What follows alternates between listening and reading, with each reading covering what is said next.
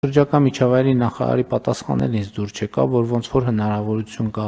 ֆինանսավորման եւ այլն եւ այլն։ Հիմա եկել ենք, ես պատահական անդրադառնում ենք, դե ասում ենք հա երևի, դե կարող է, դե երևի ճիշտ է սենց անել, դե երևի դե Ժողովուրդ ջան, այդ ամեն ինչը ասված հանձնարարված է։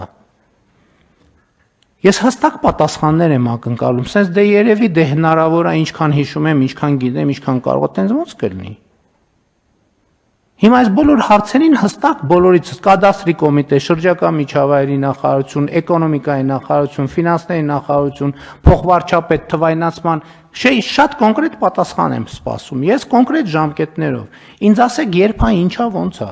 Որովհետև էլի եմ ասում, մենք բանը ամենատարբեր ֆորմատներով հարցը քննարկում ենք։ Ես չեմ կարող ամեն օր զանգեմ, ասեմ, այն երեք որ հանձնարարեցի, այդ արվում է, թե չի արվում։ Հետո մի հատ է հաջորդ օրը, հետո մի հատ է հաջորդ շաբաթ, հետո մի հատ է հաջորդ ամիս, հետո մի հատ ամառը, մի հատ ձմեռը, մի հատ գարունը, մի հատ աշունը։